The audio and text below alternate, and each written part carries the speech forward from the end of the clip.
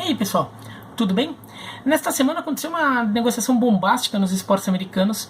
O Boston Red Sox negociou o Mookie Betts, seu melhor jogador, eleito o melhor jogador da temporada 2018, provavelmente o segundo melhor jogador do mundo no momento, atrás só do Mike Trout do Los Angeles Angels.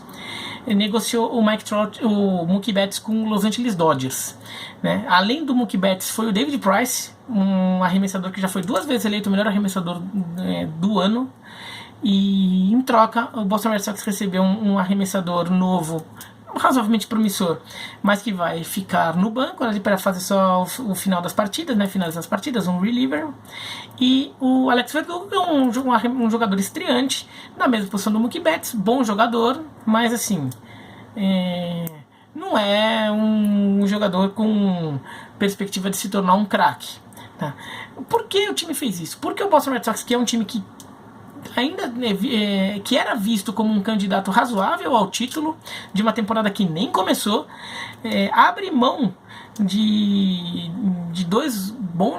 um ótimo jogador e de mais um bom jogador antes da temporada começar, e aceita que vai ter desse um nível, um time que era candidato a título agora virou um candidato a brigar para o playoff. Né? Por que um time faz isso?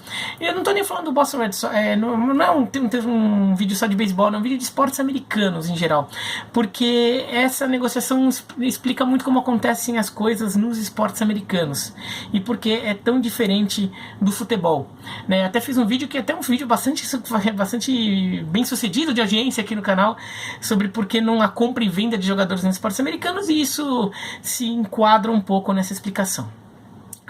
O Mookie Betts entrava no seu último ano de contrato, e ele deixou claro para o time que ele não queria assinar uma extensão do contrato. Uma extensão do contrato é você refaz o contrato, provavelmente com novos valores, e mudando a data de término desse contrato.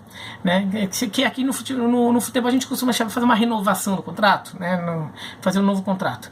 Ele falou que não queria, que ele queria esperar o contrato terminar para ficar aberto a negociar com qualquer um no mercado. Isso não significa que ele queira sair, isso significa que ele pode querer ficar no Boston, mas aí o Boston vai ter que cobrir a oferta de quem quer que apareça. Ou seja, quando você fica livre no mercado, você tem a chance de ganhar mais dinheiro, né? Porque aí entra numa concorrência, todo mundo está querendo te contratar. Isso é muito comum nos esportes americanos. E no futebol isso é raro acontecer. O jogador não costuma deixar seu contrato acabar. Quando ele deixa o contrato acabar, né, porque normalmente ele já está acertado com alguém. Em caso do Azar com o Real Madrid, né, ele deixou o contrato terminado dele com o Chelsea porque já estava meio apalavrado com o Real Madrid. E inclusive, pelas regras da FIFA, quando faltam 6 meses para acabar o contrato, ele já pode assinar um compromisso, um pré-contrato, né, com outro time para não ficar desempregado. Nos esportes americanos o cara quer ficar desempregado, né? Ele até fez um vídeo sobre isso. E por que o Boston Red Sox aceitou isso? Também perder seu melhor jogador. Porque é uma coisa muito particular do esporte americano, que a gente não vê. Primeiro tem essa coisa do jogador querer que seu contrato acabe. Então ele não tá querendo estender o contrato, tudo, porque ele sabe que ele tem emprego. Ele sabe que ele não tá com medo de ficar desempregado. Ele não tá com medo de acabar indo para um time ruim ou ganhar pouco. Ele sabe que é um jogador de alto nível. A segunda coisa é, quando as negociações são feitas, um jogador troca de time, ele não assina um novo contrato com esse time. Ele não muda os termos do contrato. O contrato que ele tinha com um time é transferido para o novo time. E isso é fundamental para explicar esse caso, né? E para explicar muita coisa nos esportes americanos, para quem quer entender.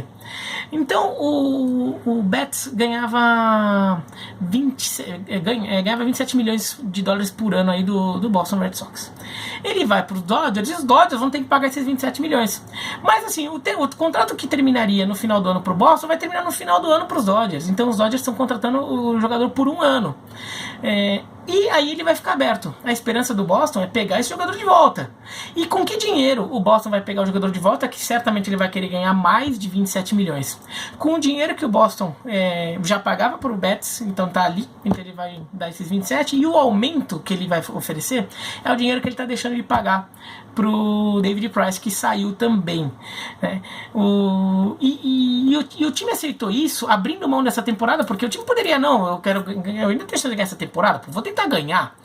mas é porque a diretoria do Boston percebeu que era até possível manter o Mookie Betts esse ano e fazer uma força para tentar mantê-lo no ano que vem. Mas seria difícil, porque ele teria um compromisso ainda longo com vários jogadores que têm salários altos, e esses jogadores estão envelhecendo e eles não estão mais, cada vez menos eles vão jogar num nível que justifique os salários deles, mas vai ter que pagar o salário porque está com contrato, né? E percebeu-se que o time iria envelhecer, e aos poucos esse time até seria um bom time ainda, mas começaria a perder capacidade de renovação e de competição, o que faria com que dentro de alguns anos o time afundasse rapidamente, ou teria um potencial de afundar rapidamente. Isso é muito comum nos esportes americanos, né? Porque a renovação muitas vezes é feita via draft, e o draft privilegia os times mais fracos, né? Que tiveram uma temporada pior, então tem prioridade na escolha dos principais talentos jovens. E o Boston Red Sox, claro que no beisebol isso é um pouco mais... Fiz um monte de vídeo já falando disso, né? Vou até colocar a playlist de esportes americanos aqui, que vocês dão uma olhada lá, procuram, que tem um monte de vídeo que eu falei que explicam coisas que eu tô mencionando aqui, tá? Draft do beisebol, porque o jogador gosta de ficar desempregado nos esportes americanos, porque não tem compra e venda de jogador, draft do beisebol como funciona, como o draft foi criado, aquelas coisas, né? Então, o Boston ia potencialmente pegar jogadores não tão promissores assim e acabar caindo de nível. Então percebeu que o melhor jeito de se manter competitivo era, neste ano, dar um passo para trás, mas ainda ser um bom time, e ficar sendo um bom time por um tempo, e de repente conseguir fazer um investimento para virar um ótimo time que brigue por título no ano que vem ou em 2022.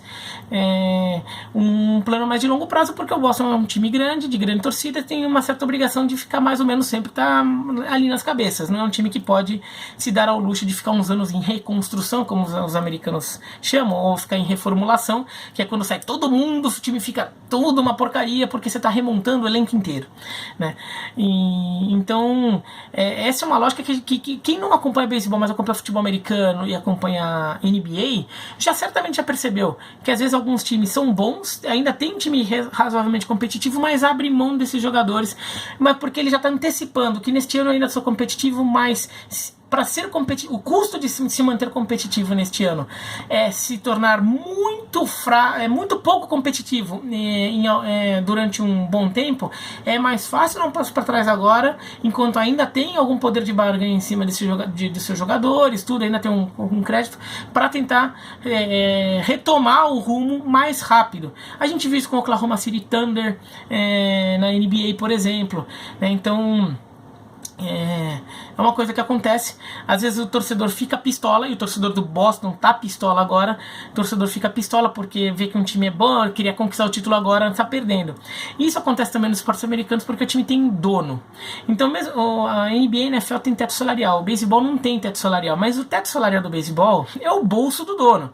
O dono estipulou um valor que ele topa pagar de salário, mais que aquilo ele falou, não, mais que isso aqui eu não quero. Se você quiser pagar mais aqui pro time ser bom, vem conversar comigo, vê se eu acho que vale a pena, porque eu tô gastando meu dinheiro aqui para montar esse time, e assim, a gente tá faturando tanto, eu quero gastar 15 salários. Se você quiser gastar 15 salários, vamos ter que conversar, né? Então tem que ficar sempre trabalhando dentro do limite econômico. Isso é uma coisa que no futebol o pessoal não tá nem aí, né? O pessoal faz dívida mesmo. No caso do futebol brasileiro, como os times não têm donos, os times têm presidentes que são eleitos por mandatos, para valorizar o seu mandato tem dirigente que afunda o seu time em dívida para ficar com um mandato vitorioso e deixa a bomba explodir no colo do presidente seguinte. E aí, sabe, um monte de clube que passou por isso, né? Você lembra um monte de clube que passou por isso? Ou tá passando, né? Então, essa é uma negociação que é muito didática aí, para explicar até um pouco a frieza do esporte americano na hora de lidar com o mercado.